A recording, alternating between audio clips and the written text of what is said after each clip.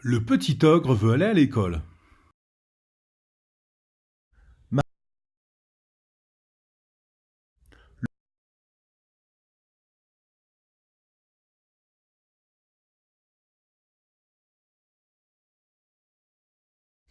Il était une fois un petit ogre qui ne mangeait jamais d'enfants. Pourtant, ses parents en mangeaient. Quand ils avaient fini d'en dévorer quelques-uns, ils ne pensaient en digérant qu'à ceux qu'ils mangeraient le lendemain. Ah, ça n'était pas drôle pour le petit ogre. Ses parents ne jouaient jamais avec lui, ils n'avaient jamais d'histoire à lui raconter. Chez lui, ça ne sentait jamais la tarte aux pommes, ni le riz au lait, ni le clafoutis. Ça sentait la chair fraîche et l'ennui.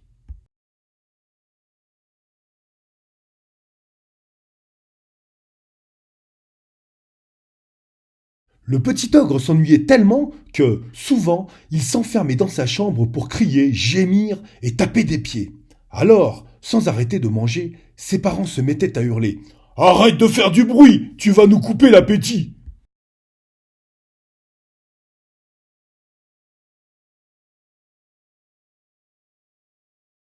Le petit ogre n'avait qu'une seule distraction, c'était d'aller se cacher derrière des buissons pour regarder les enfants jouer. Ah, comme ils avaient l'air de s'amuser, comme ils avaient tous des idées pour jouer. Le petit ogre en était tout étonné.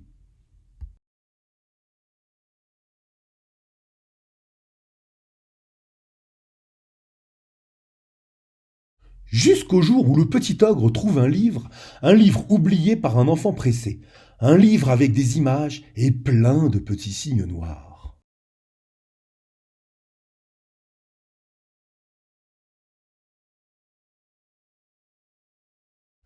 Le petit ogre rentre chez lui avec son livre sous le bras. Et, ce soir-là, avec une lampe de poche cachée sous ses draps, le petit ogre essaie de déchiffrer les signes noirs, ces signes qui savent raconter des histoires. Il essaie, mais les petits signes se taisent.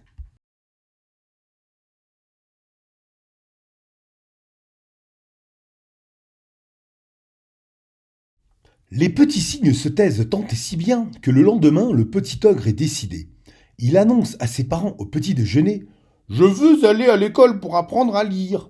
Son papa marmonne Arrête tes bêtises et mange. Allez, mange donc. Sa maman bougonne Arrête de faire ton malin et mange. Allez, mange donc. Mais le petit ogre refuse de manger.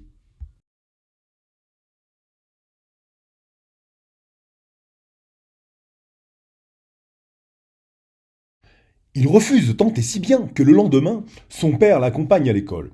Il dit à la maîtresse Apprenez à lire à cet imbécile, ou je vous dévore tous.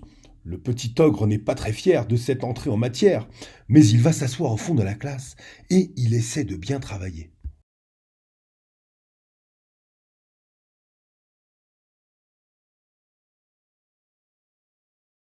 Le petit ogre travaille tant et si bien que bientôt il sait lire des mots, puis des lignes, puis des livres entiers.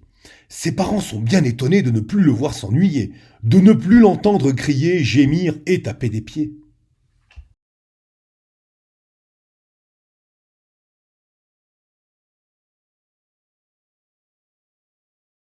Ils sont tellement étonnés qu'un soir ils arrêtent de manger pour écouter à la porte de sa chambre. Le petit ogre lit une histoire à haute voix.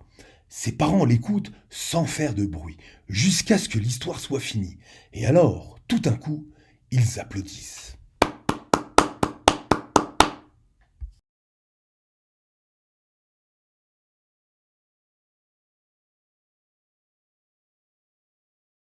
Ils applaudissent tant et si bien que le petit ogre sort, tout surpris. Une autre, réclame maman ogre. Encore, encore, supplie papa ogre. Alors, le petit ogre lit une deuxième, puis une troisième histoire. Mais, à la fin de la quatrième, il se lève en disant Je suis fatigué, il est tard. Je vous en lirai d'autres demain soir.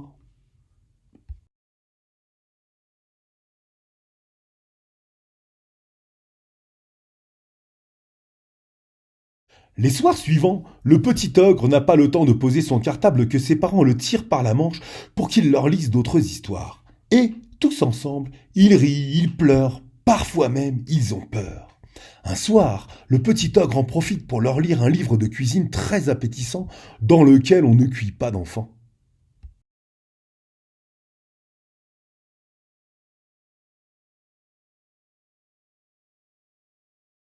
Depuis ce soir-là, quand le petit ogre rentre de l'école, chez lui, ça sent bon la tarte aux pommes, le riz au lait et parfois même le clafoutis. Ah, enfin, le petit ogre se régale.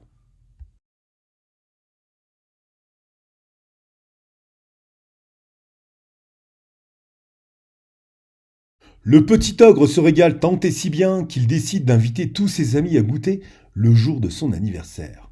Mais il a oublié que ses parents sont des ogres, et, au moment d'ouvrir la porte, soudain, il s'en souvient. Antoine Jarousse, Augustin Leroy, Adrien Simon, Paul Géry, ils sont tous là, ses copains chéris. Et le petit ogre a peur tout à coup de les avoir attirés dans la gueule du loup.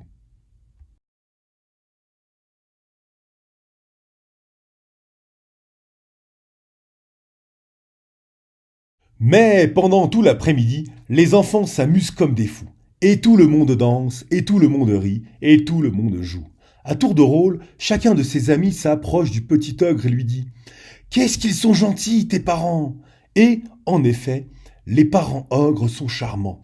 Ils nous montrent leurs grandes dents qu'en riant.